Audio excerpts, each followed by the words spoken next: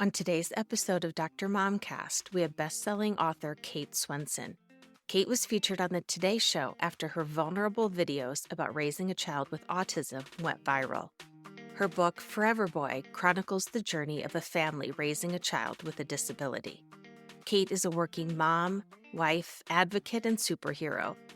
Through the lens of authenticity, vulnerability, and humor, Kate shares her moving story of their life raising Cooper. This is not a story about autism, though. It's a story of parenthood, marriage, sibling relationships, and most of all, love. And because we always have more to say, stay tuned after the podcast for bonus content. Hey, everybody. Welcome back to Dr. Momcast. I'm Dr. Marla Shapiro here with some of my favorite sports neuropsychology colleagues. Dr. Alyssa Wicklund, Dr. Lisa Nippolt-Baca, Dr. Sonia Mosh, Dr. Beth Piroff, Dr. Summer Ott. And we're all here to talk about kids, sports, health, safety, anything else that comes up.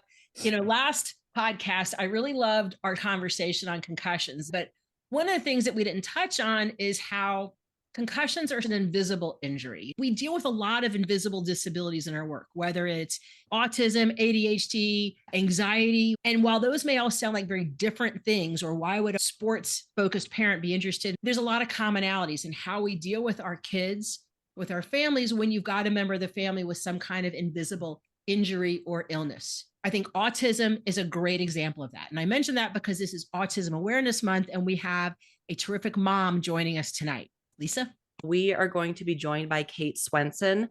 Kate is the creator of Finding Cooper's Voice, an online and in-person community where families of children with disabilities can come together to celebrate, laugh, cry, learn, and get support. With over 1 million followers, her goal is to normalize the stigmas surrounding having a member of the family with a disability and what she refers to as a secret world. Her book, Forever Boy, A Mother's Memoir of Autism and Finding Joy, was published in 2022 and quickly became a national bestseller.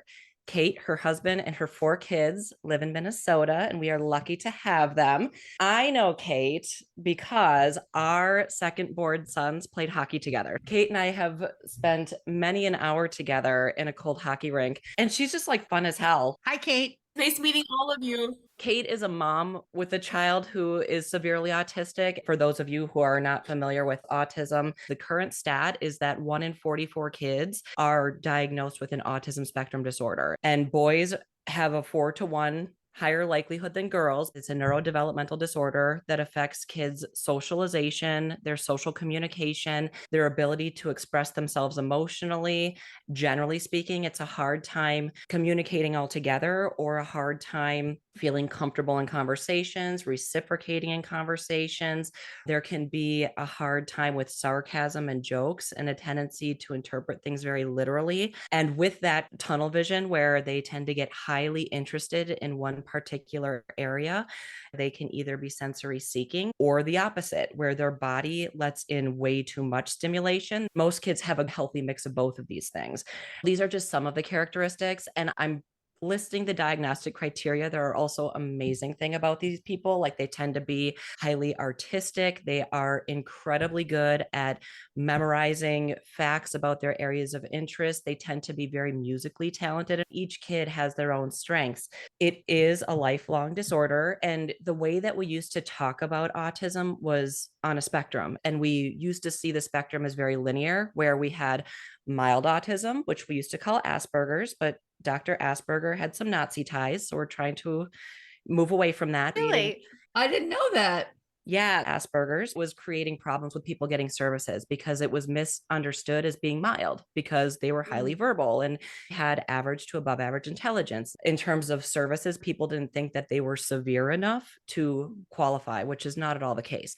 And the other end of the spectrum, again, if we were talking in our 1980s autism verbiage, severe, don't really talk, a lot of self-injury, a hard time communicating in general. What's the current thinking regarding symptoms? Now we're trying to look at it more of a diagram, like a pizza. If you picture a circle and there's a lot of different slices of the pizza, each slice is a different symptomology.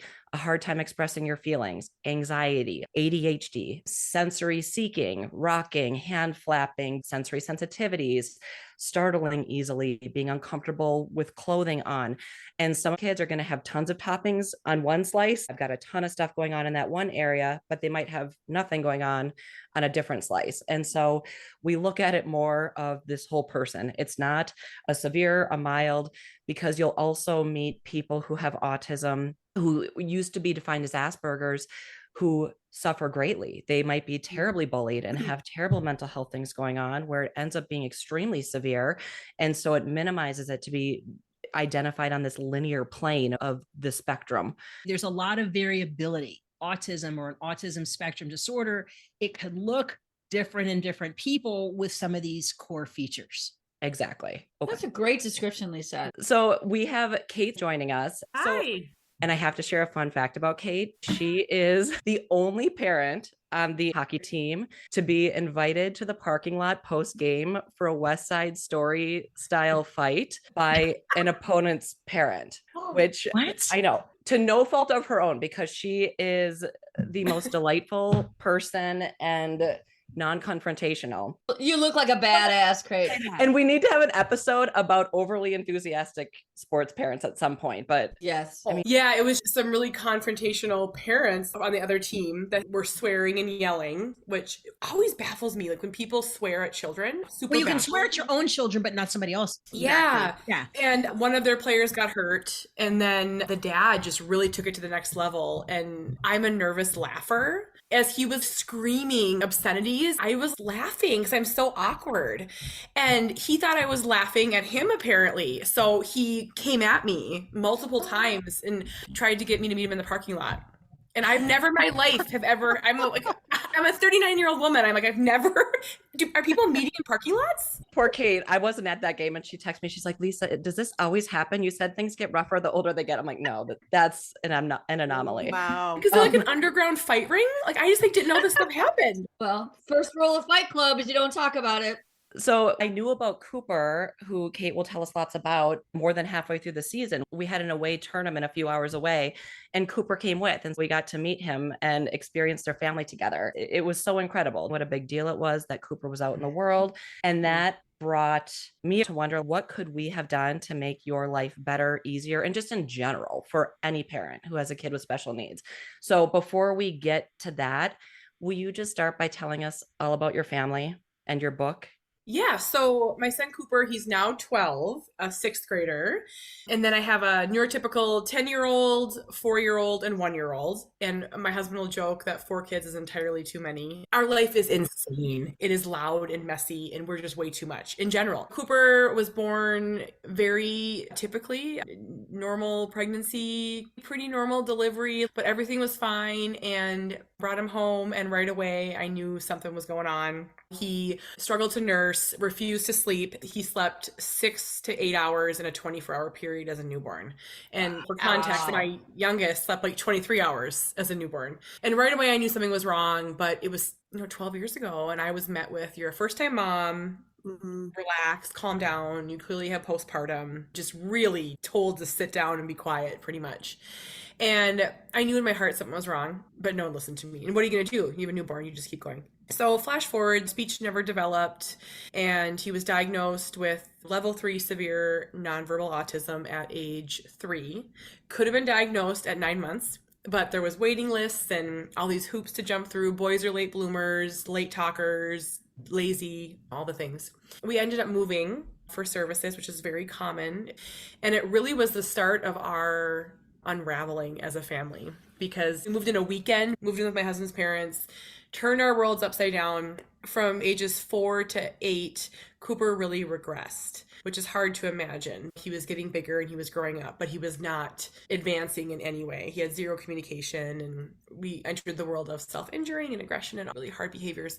And our world just shut down. We had 3 locks on every door, alarms on the windows. We couldn't go in the front yard. We'd run to the road. We couldn't be outside because he would climb fences. And the whole time I kept working, and I kept smiling, and I kept saying I was fine, and no one had any idea what was going on.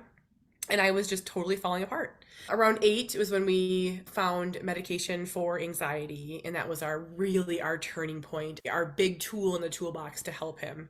So today he's 12. He has 25 or so words, which is amazing. He communicates with a speech device.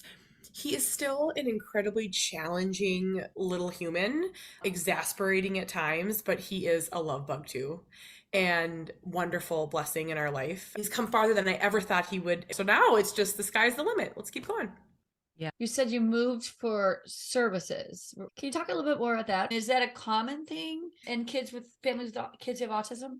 Yep, it's actually twofold. I'll touch on both. So I'm not sure if you guys are familiar with Duluth, Minnesota. It's not that rural. There's 65,000 people. It's 2.5 hours from the metro. There was nothing. I mean, literally nothing. When we went to the school district, I swear we had the first kid with autism. They didn't even have any idea what they were looking at. They put us with in no way being ageist, but like a sweet 75-year-old teacher a day away from retiring, and she couldn't chase after him. So we drove down to the Twin Cities where I have him diagnosed. We were at a 9-month wait to get the appointment, and then drove back. And we were already doing everything. We're getting speech and OT, and they were not helping him in any way. And the phone rang 2 weeks later, and it was the clinic in the Twin Cities. And they said, if you can be here, and it was like 3 weeks, if you can be here, we'll get him in this day treatment program and we can significantly change his life. And no one had ever said that before. And I walked downstairs in true dramatic effect with a baby on my hip. And I said to my husband, we're moving. If you fight me on this, I'll leave you. And that's what I said, because I had to help this kid.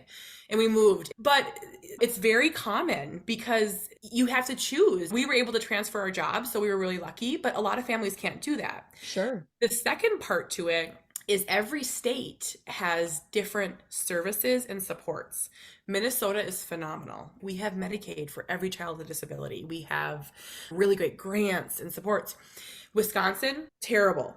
So I know so many people that have moved from Wisconsin to Minnesota to help their kids. And Kate's a Wisconsinite. She says Yep. that she was born in Wisconsin. She's a Yeah, Swanee. so really uprooting families, you have to prioritize. And not everyone can do it. So in no way judging if you can't. We made the decision. We're going for this.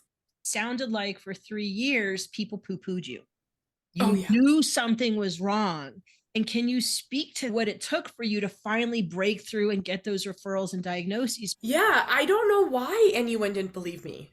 It was so bizarre. Cooper was entirely nonverbal. He had no words, but he did smile and point and wave. And 10 years ago, autism was a really black and white checklist. It was really rigid. Funny enough, like it was one of these 10 things, right? Cooper was incredibly autistic, but he did those things. I remember one of the things was, does he play with toys? Yeah, he plays with toys. Well, if they would have dug in a little bit, he didn't play with toys at all. He lined up trains and then had a complete meltdown and would chuck them across the room if anyone touched them or if they moved. But at first time mom, I was like, we're playing all the time. Yeah. So I'm hoping that part's gotten better. So what made you want to write the book?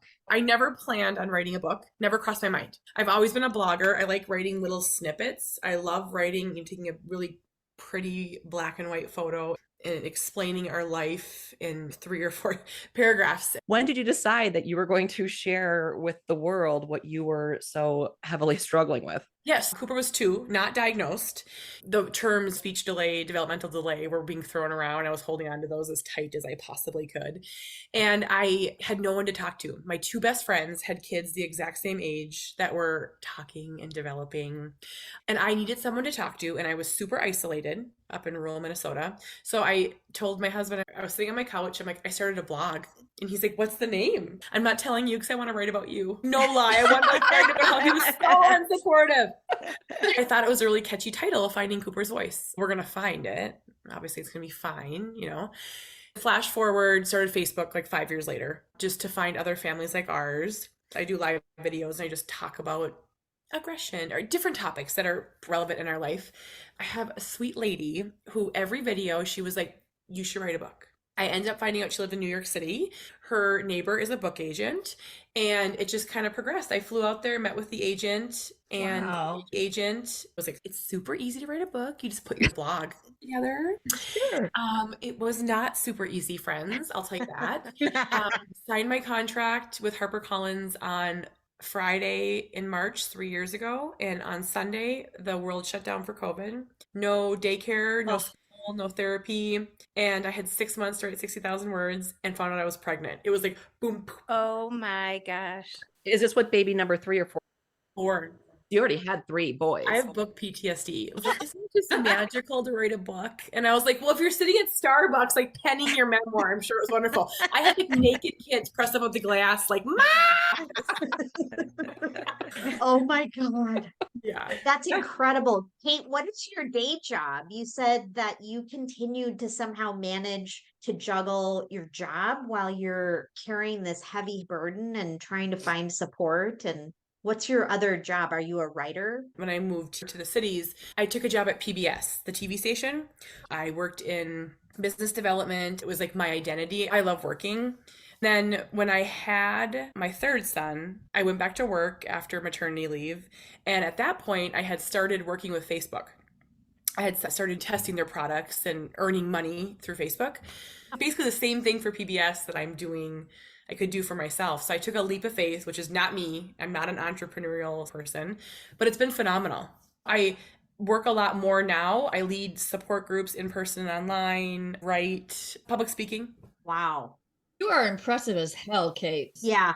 You're having this not at all life, you're working, you have kids, but you have this secret world and you're blogging. Did you feel isolated? What do I do? Who could understand? Did people know what your life and experiences were really like? That's a really good question. When I talk about it now, I use the term caregiver in crisis. So my husband and I were actually divorced from each other. That's like a secret part of that's in the book. We were divorced and then remarried to each other. I had bought a house.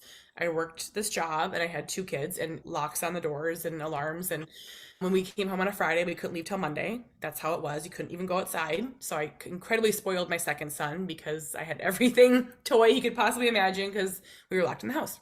And no one had any idea that I was a caregiver in crisis, because when you carry it well, people think you're fine. And I refused to let anyone know how hard life was. We couldn't ride in the car safely because Cooper would try to jump out of the car. He would attack Sawyer.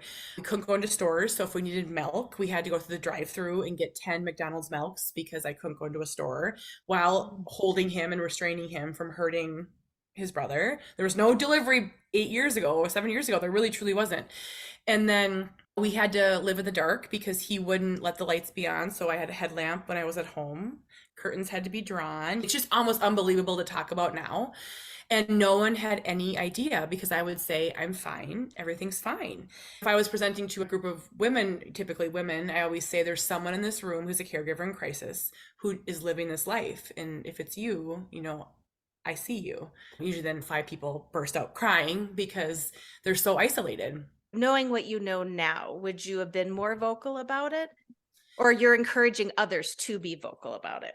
This is going to sound insane because it wasn't that long ago, but there were no real support groups back then. I think Facebook has really ramped up. So now there's a lot more online support. COVID has changed that too. Sure. But there was no one. I knew no one that had a child with severe nonverbal autism. Absolutely. I tell every mom to don't do what I did. Ask for help, take the help, take it all. But for me, it felt like I was a failure if I really let anyone know how dire it was. So when was the point that you felt comfortable, Kate, being able to finally disclose and talk about that side you kept secret? Was there somebody that helped draw that out for you, or you finally just said to yourself, I'm going to take the leap? I had a breaking point. I brought Cooper to the Mall of America to see Elmo. I worked for PBS, so we got to go and do this behind the scenes thing. And he was probably 6, and it was the hardest experience. My husband came to divorce at the time, but the hardest experience we'd ever had. He was attacking us and running and rolling, and people were like shielding their babies from us and whispering about us. We brought him home. And that night I was giving him a bath and I was washing his feet, and they were not little feet, they were big feet. And he was a boy at that point. Still no language, no communication. And I spent the whole night sobbing. And I let myself go to this place of he's going to be severely autistic forever. This isn't going to get better. I'm going to die someday and he's going to have no one to take care of him. I let myself go to these like darkest places. And the next day I filmed a video about this and I put it on Facebook and it went viral. It made it to the Today Show. And it was my lowest point, which should never be public, right? Like your rock bottom. Mine was. And from that, it brought so much unbelievable good, some ickiness to me too. Mhm. That happens, but so much unbelievable good. And I was not alone ever again after that. It brought all the people. Oh my God. I have this saying that I live by, that your story is the answer to someone's problems. No matter what you're going through, you are rocking it and you are helping someone just by sharing. So that was my changing point. Wow. Wow. You can see it if you want to see it. Just search Kate Swenson Today Show. But I don't want to watch it. Did you say you don't want to watch it? I have it in my presentations that I give, but I leave the room. I'm crying on the internet. What vulnerability. Wow. Your writing is incredible. You have this way of writing that you can feel. You describe an exhaustion I've never even let my mind think about. And then I hear you, I think, I don't know how you worked, how you had no sleep, patience I don't know. of the daily routine, the getting up at 4 a.m.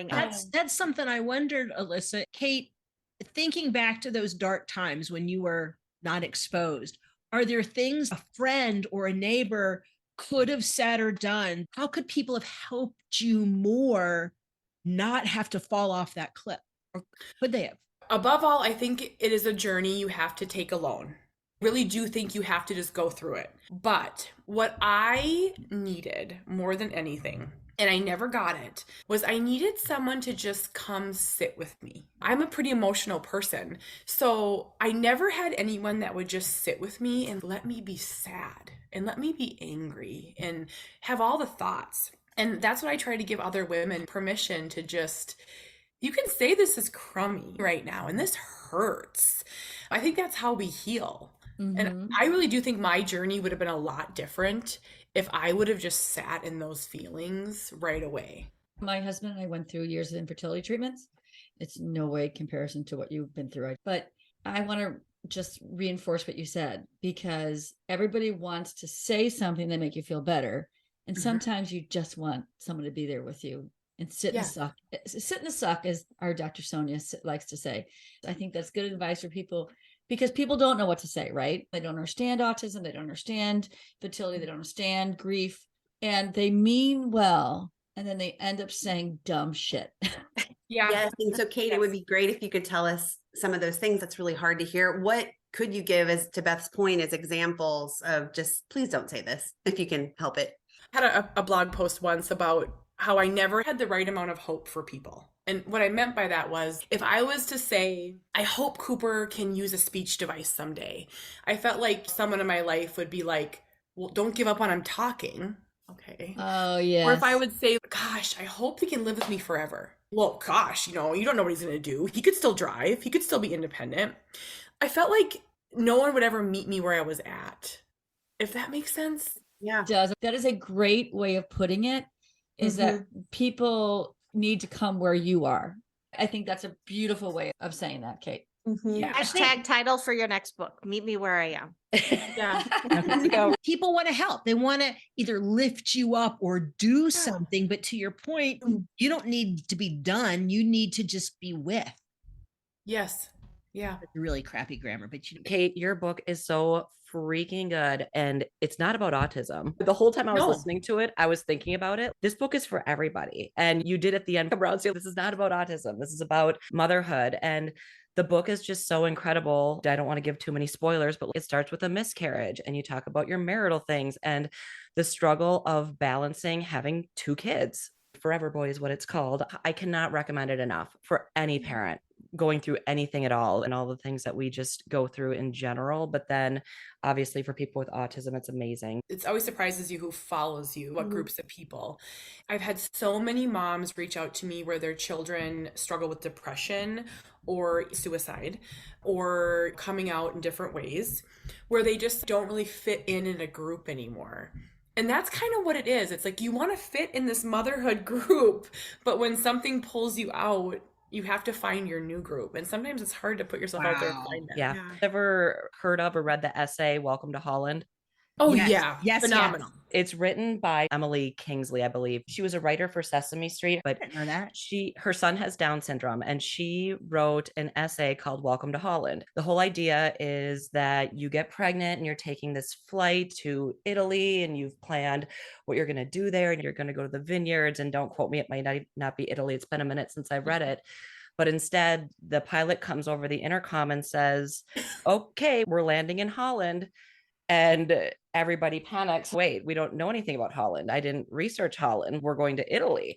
But just getting there and seeing, like, oh my gosh, they've got fields of tulips, and they've got wooden shoes, and they've got windmills. And there's all these beautiful, amazing things about Holland, even though it's not what we thought and not what we planned on their European vacation. I just wrote something similar. No, in no way that is phenomenal. But the idea on Sunday, woke up, 4 Easter baskets hidden. 3 little kids are running around in their underpants, finding the Easter basket. So excited, every item. I bring Cooper's basket to him. It's 4 DVDs from eBay and a ream of paper, because that's what he cares about. Then he went and took a nap and didn't go to church. And it's entirely different. It's exactly what you're describing. I'm really working on making space for these uncomfortable feelings. Like, that's like my self-growth thing. Speaking, that's probably what my next book's going to be about. And not having any guilt with him. And I felt really sad for 10 minutes because these wonderful 3 kids doesn't make up for the other one. It just doesn't. It doesn't work like that. Later that day, while we were waiting for my family to come, our family, Cooper sat in the driveway for 1 hour. I just posted this if you ever want to read it. He's in the driveway and he's pointing to airplanes and he's gasping at a siren, and then a bug lands on his hand. He points to the bug and then he signed thank you to the bug. And it was like this beautiful hour where I sat with him and we non-verbally talked, and this is okay. There's beautiful moments. I can still make space for this really sad part that hurts, but gosh, how lucky am I that I have this? Well, and you're doing such a good job too, Kate, of creating that community. Like you said, it can be very isolating when your child is depressed or suicidal or not like the typical kid. And so what you're doing is literally giving people a home and a family, which is incredible. The way that I learned to work with kids with severe autism 13 years ago is so outdated and different than it is now. And we used to, and to a point still do, how do we make kids fit into this world? So rather than trying to change them to fit into our world, how can we change our world to include them? The nature of this podcast is sports psychology, neuropsychology, working with athletes. And this is what really hit a chord for me, is when you brought Cooper to the hockey tournament, and not one soul had any idea how big of a deal that was for your family. What can we do at sporting events, in public, at the park, if we come across a family like you, or a parent like you, or a child in crisis? Yeah, so our 10-year-old is your classic little athlete. He plays hockey and baseball 24 hours a day, which is exhausting and hard in itself. But Cooper can't yet do sporting events. He watches his iPad, which is what he loves. But when we're in public, it's like he's nervous. So instead of just sitting and chilling and watching the same things he would watch at home, he likes to be naughty. That's just honestly the word that I will use. And I'm sure he's struggling. So there's reasons behind it that I don't fully understand. So I like to give him grace. But he won't sit still. He'll throw things on the hockey rink. He'll run to home base and roll around in the dirt. I mean, he's 12. So it's really, as you can imagine, incredibly challenging. So we made a decision years ago that we were going to give Sawyer, our 10-year-old, as typical of life as he could have. We're going to let him have his life and play sports, because I know many families that have a member with a disability and the other kids don't get to do things because they can't do it. And there's no judgment. But we're going to bend over backwards to make this work. As time went on, and my husband did some coaching, it really put a strain on our marriage that I was missing a lot of Sawyer's life. And I cried and struggled with it. And we just couldn't get a babysitter. I'm sure one of you was like, why don't you just get a babysitter? You can't get a babysitter for someone like Cooper. It just doesn't work. How do you tell a babysitter that he'll run into the street? It doesn't work. We've worked really hard to find a PCA, which is a caregiver that can be here with Cooper, so I can go to at least one thing a week, or I can do. And Sawyer had this hockey tournament that Lisa's son was. It was how far was Grand Rapids? 3.5 hours? Yeah, 3.5. And the weather was bad. It was a yucky drive. And no one knows, but we agonized for months months and months and months. What do we do? Do we split up? Do I miss it? Does Jamie miss it? How do we make this work? Is it fair to the other kids? Sawyer wants us all there. How do we do this? Here's another thing that people would have no idea. I can't take Cooper and 2 toddlers into a public restroom. I would not have thought about that. Yeah, all There's these just little different things, you know? challenges. Yeah. Just unique challenges, you know. Yeah. We ended up rolling the dice. We're like, we are gonna jump in and do this. My husband went up the day before with Sawyer in Harbor and our 4-year-old, and I went with the baby and Cooper, and we were able to go 3.5 hours without stopping. We knew once we were there we weren't gonna be able to do anything, meaning we didn't even know if Cooper could go to a game. So it would probably be one of us sitting in the hotel room with him. You can be isolated outside of your home.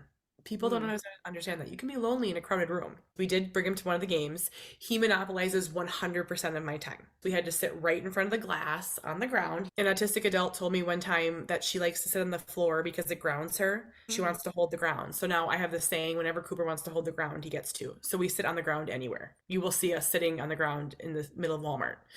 And he made it 2 periods, but it was like me dripping sweat, engaged with him, keeping him going, keeping him there from running, from rolling, from eating things off the ground. He'll put gum in his mouth. He'll throw things on the ice. And he looks neurotypical. People, so it's so hard.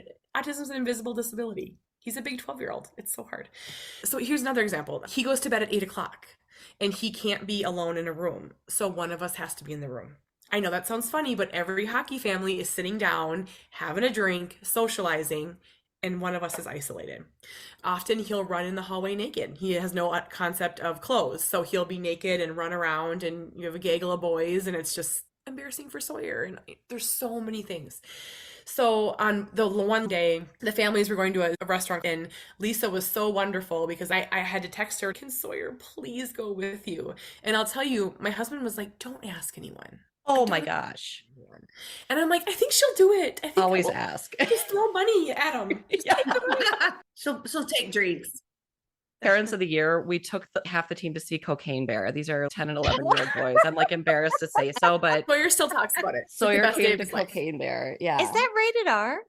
I mean, let's not be judgmental, Alyssa. No, I'm not judging. It's just a little question. It is rated R, but here's what we decided.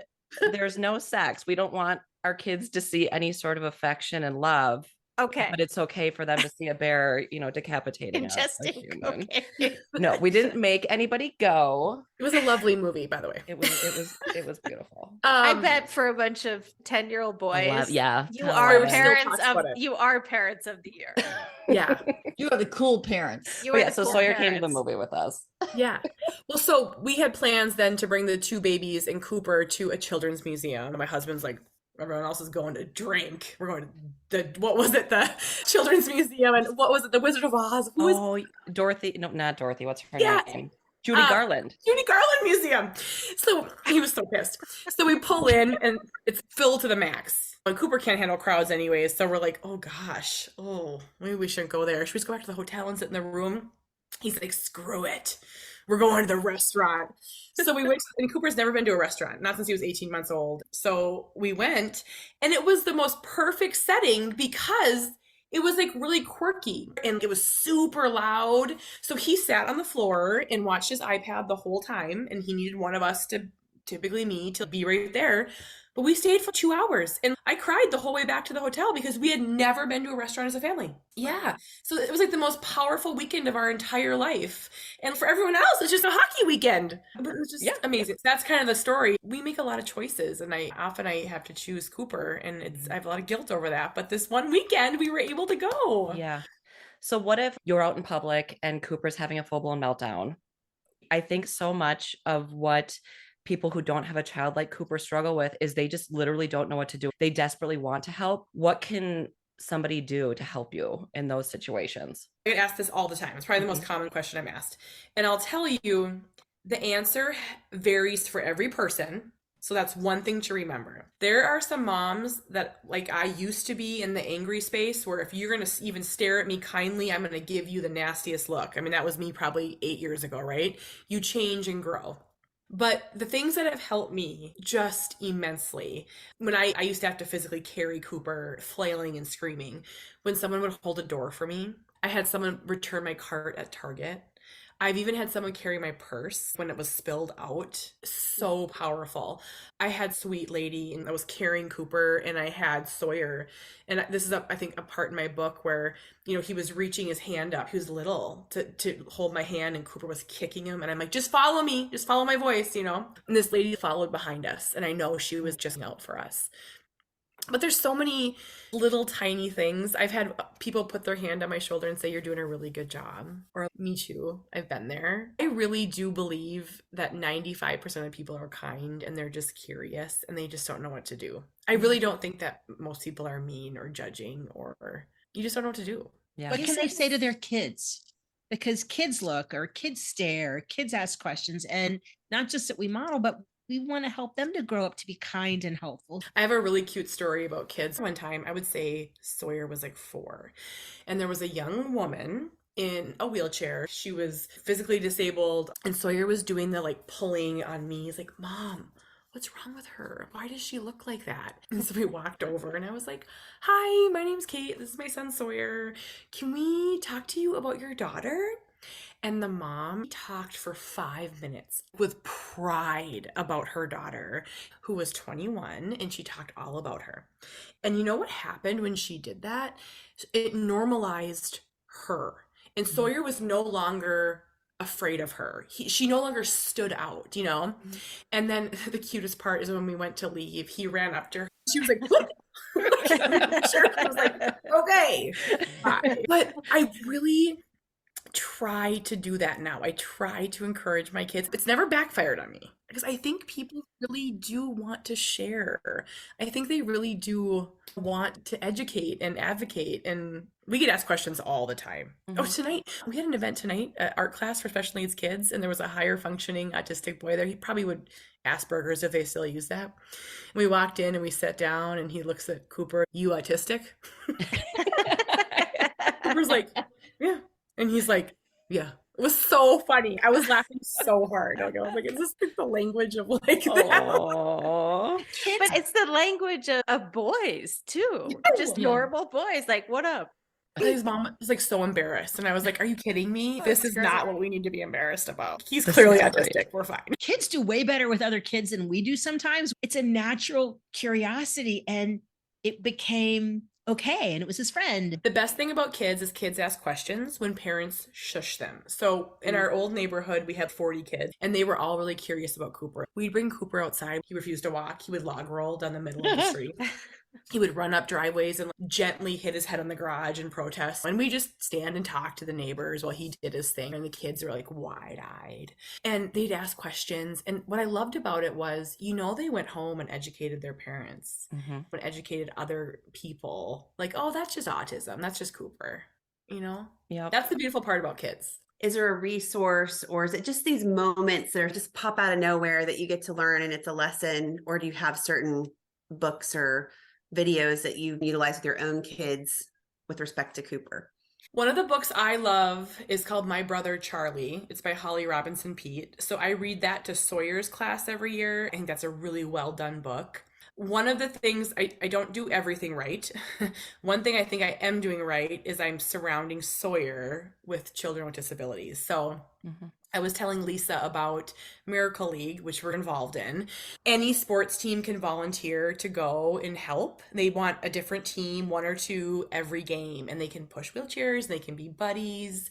And typically in most cities, there's some sort of Miracle League. So you can go and shoot baskets or do things with different kids. And it's so wonderful. They have the adaptive baseball field that are paved so kids with wheelchairs can play baseball. We actually got one of my son's teams signed up to help. And I said to Kate, I'm kind of nervous because these kids are so competitive. What if my kid dumps a kid out of their wheelchair, right? And Kate assured me, and I believe you, that they will surprise you and have so much more care and empathy. And I trust that they will.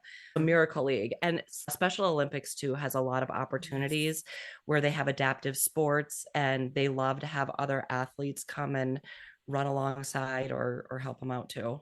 Parallel sports for leagues for grownups. The Cow Peace Foundation, they partner with whether it's 5Ks or triathlons, and you'll see people pushing somebody in a wheelchair. So for adults, And what a cool thing for your kids to watch a parent do is to be a leader for somebody running or biking or swimming or in a chair. That I think affects kids just as much as doing it themselves or has that opportunity to. Yeah. I just love this because, when we were growing up, we didn't see people with disability. Me either. Another part of the school. I love to hear this inclusivity, introducing kids to children with disability. And that's how we grow empathy. We need to understand the needs of other people better. Kate, your story is so moving. How do you find the energy? I mean, literally physical, because I'm listening to your story at the hockey, and I'm a hockey mom. I was like, I'm exhausted. Like, how do you? Well, Beth, I'm looking at her blog page and I can't do that as an empty nester. I can't write like that. I just really mean just from the physical energy. Talk about cocaine bear. Are we cocaine Kate here? I mean, like, what are we doing here? We're getting down to the dirty here. I feel like you need sponsorship. In your book, there's a lot of sweating. I kept thinking, is there some kind of wicking fabric that could sponsor you? Because there was a lot of sweating in that book. Or coffee. Or I've always tried to get coffee sponsorship. It's never happened. We're joking, but clearly you are doing so many things. I'm blown away. You're doing an incredible job as a mom, and you're a spouse, and you're obviously part of a community, and you're blogging and writing. So what is your secret to self-care here? I don't know that, because the other layer is that my almost 2-year-old does not sleep. Last night was the first night we didn't go into her room, and she still woke up 5 times and cried for 3 minutes a time. And I'm like, I can't take it anymore. I don't know. I really exercise. I'm working a lot on that. I told Lisa that's my new goal. I don't know. I'm just a really genuinely positive person. My mom is too. I think that's where it comes from. Not to take away from your superwoman status, but the energy people spend faking normal or I'm okay is so exhausting. And you give yourself the grace to sit in the suck and to be sad and to let go of that, but to find the joy in simple stuff. And not that still doesn't make you superhuman, but that's gotta help, I would think. Well, and that's what autism has taught me. There was this quote, and I'm going to butcher it, but it was like, someone once gave me a box full of darkness, and I learned too that it was a beautiful thing eventually. And that's what I truly thought about autism. I thought autism was this darkness. I mean, it was just so hard. And now Cooper is just like this shining light in my life. He is so much work, but he is a shining light. He's given me the gift of sight. He's given me the gift of seeing what matters and finding joy, like you said, in the simplest things. We can't go to Disney. We can't go on an airplane. There's parts of me that are angry about that. But we went to the cabin up north for spring break, and we went for 3 days this year. And it was so fun. I'm sure anyone else would be like, that's silly. But the simplicity of our life. That's real. Yeah. And real and finding joy. That's huge. Yeah. And I credit Cooper for that. I really, truly do. I think he's given us that. Obviously, your blog is reaching a lot of people, and your book hopefully will meet many more. But I'm hoping that maybe someone who's listening to this podcast is in a place where they're looking for, just give me any little hint, right? Like any little thing to move forward. The focus on the small victories is really wonderful, Kate. Yeah. And we're nearing the end of the time. We will not take any more of your time, but thank you so much, Kate. Okay. Before you leave, though, let us plug you. So Forever Boy, A Mother's Memoir of Autism and Finding Joy is available everywhere. Yep. Amazon, Barnes & Noble, bookstores. It's not just a book for parents with autistic kids. It's a book for everybody. The Facebook page is Finding Cooper's Voice. Facebook and Instagram, Finding Cooper's Voice. And I do have a small private group on Facebook. If you are a parent of a child with a disability and you're just looking for a space to celebrate and cry and be angry and be seen, get support, it's called Coops Troops. Come join that. I have 250 moms coming the end of April for a 2-day retreat.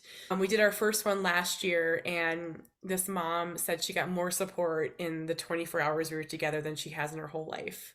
And oh my gosh. Wow. I know, I'm so excited. We have moms coming from all across the United States. We have someone coming from Belgium because there's just no support. They're just so isolated. So I can't wait. Yes. You know what's so interesting is all the moms want to volunteer that are coming, because there's this thing that happens, I think, in any group. I'm saying this about myself. autism moms are awkward because we're so isolated and we communicate mostly online. We can't go places. We're in therapy centers all the time. We don't know how to small talk. We only talk about poop and autism. That's what we talk about. So they all want to volunteer. And I'm like, no, I understand you and I get that, but I want you to sit here and be pampered and have a glass of champagne and relax. Yes. Yeah. All right, Kate, we will set you free. You are Thank you. phenomenal. Thank you so much. Thank you for giving us your time. So Yes. inspirational, fun. Kate. Thank you, Thank Kate. Okay, goodbye, ladies. Nice meeting all of you. Wow. So impressive. I mean, the volume of stuff she does, but her message, I think it's so powerful for so many people. Lisa, thank you. Yeah, Mhm. that Oh, was she's that was awesome. unbelievable. Yeah. Just I think the thing that really struck me about her whole evolution, as she talked about where she started and where she is, one of the main resilience building strategies is finding meaning in trauma and loss and grief and heartache. And she's somebody who wakes up every day and tries to find some meaning in each and every little heartache and trauma that she's experiencing that day. She's the definition of it, finding meaning and doing something good, finding some purpose for your suffering. She was here for a purpose. turning that why me into why not me, and Yep. how do I then find a purpose in that? Yeah. Yeah, I just don't know there's a better example of that than Kate. Yes. Finding meaning and the purpose in your suffering is the millions of people she's helping, the millions of hearts that she's opening. But how relatable she must be to so many people, because every time she would say, I'm working on this, or I realize this is an area for me to grow. Yeah. Didn't we all just kind of breathe a little bit? And, well, what is it, Marla? Doing the best we got with what we got? Doing the best we can. We're doing the best we can with what we got. How do we end this episode? Okay, there's no end to this episode because we could talk for hours about the extraordinary stories, the examples, what we've learned. Maybe we put a fork in it and pick it up another night because it's a mic drop. She's amazing. And because we always have more to say, here are some after the episode bonus content. I'm interested, Lisa, in how you talk about autism with children and their families. Tell me what we would say instead of Asperger's now. They call everything autism spectrum disorder, but it's Okay. level 1. So they've got level 1, 2, and 3. Level 1 is mild. So it's level 1 autism would be what used to be called Asperger's. One of the big reasons is because we had autism, then we had Asperger's. So they would apply for disability and it was getting denied because you've got a 130 IQ. Clearly you don't have a disability. Meanwhile, this kid hasn't showered in months because water hurts his skin and he's being bullied relentlessly and suicidal, but we're calling it mild. And so that was part of the reason, but also Dr. Asperger was working for Hitler and the Third What? Reich. So That's a true story. that is a true story. Wow. Can I ask you another question, Yeah, Dr. Baca? Yes, step into my office, Dr. Mosh. Why do we see prevalence rates increasing? Are we just better able at diagnosing it, or is it actually increasing? We're just better at diagnosing it, and that there probably were more people who needed it. There's a legitimate overdiagnosis to a point, just like with ADHD, where kids get misdiagnosed when they have these language delays because we don't want to wait and see. So they'll slap the label on them when they're 2 years old. So that goes to the CDC, but it gets them the speech and language. Then once they can speak and we start to see their socialization, the diagnosis gets revoked. They did not grow out of their autism. They didn't have it to begin with. Are the high functioning or level 1 autism folks, do they typically have some verbal ability? Yes. Yep. So level 1 is kind of like intellectual disability. Level 1 means minimal support. They can usually thrive in a mainstream school setting. They're usually verbal. Their IQ is usually within expected limits or higher. Level 2, we start to look at lower levels of IQ, needing speech and language therapy, but verbal, they need a more moderate level of support. And Cooper's level 3, nonverbal. So there's 3 levels. There are 3, Just 3 3. being the most severe. Yep. You know who's really cool is Amy Schumer actually married a man with Asperger's. Yeah. The way she describes it is so amazing. It's one of her comedy specials that's on. It's when she's pregnant, if you Google it. But she talks about how she knew something was up with him because they were on a date very early on and she tripped and fell and he turned around and looked at her and just like whatever. Kept walking. And she was laying on the ground. Dramatic self. No, Who I am, I'm Amy Schumer. oh my gosh, like you need help Like, up. you didn't And laugh? Same thing, like he proposed to her. She wakes up one morning and he's just like, here's a ring. Here you go. Yeah, and she's kind of idiosyncratic enough, right? So like it's smart, intellectual, idiosyncratic people who can get Yes. a level 1 autism person and get their Yes. humor and appreciate their quirkiness. And Have you guys ever seen their show, the cooking show? No, do they have one? They have a show. Awesome. It was during Amy Schumer and her husband have a cooking show. It was so fun because she's funny, but she's also really loving to him. It's adorable. Yeah. And you know, he's a Michelin chef. He's an unbelievably good chef. So it's COVID and he's not working because he's a chef. And so they rented this house of a friend of theirs out of the city. And then it was, what the hell are we going to do? So he's basically teaching her, and he has no patience for her. It's hilarious. I mean, it's really sweet and entertaining. And I so enjoyed it. And then I think when COVID was over, they got out of the house and went back to their lives. But I would recommend it. It's a great show because she talks openly about his autism. And he's very matter of fact. He's very matter of factly about it. And and she's really funny. Which again is good to bring it into the mainstream, right? Yes. The more that people can understand differences in others. I like the fact that they show somebody with high functioning autism who's doing well. He's a chef, he's married a celebrity, he has a child. If you're a parent of somebody, there's hope, right? For sure. That these people can do really well, depending on obviously a number of factors. Kate just texted and said, that was fantastic. So lovely. Thank you, ladies, so much. Oh, tell her she's so inspirational. Again, I didn't even know any of this about her until 3 months ago, and I've been hanging out with her since August. She's just a fun chick to be around. She's very authentic. Yeah, and so many people wear their struggles on their sleeve. Yeah. So it's so amazing. You know, people that you're like, okay, I met you 5 minutes ago. Now I know all your story. Yeah. It's so amazing that you knew all this months and you didn't know that because she wasn't. When I told her, I felt like a voyeur reading her book. I didn't know her and Jamie had been divorced. And I actually ironically knew Jamie back in college. I've known her husband for years, decades, but lost touch over the years. So I'm listening to the book. I'm learning things. I'm reading your diary and I'm not supposed to. I gotta go, guys. My husband's leaving for work. Good night, Summer. Okay. That's it for us. We are Dr. Momcast. Real science, real moms, real life. Join us again next time.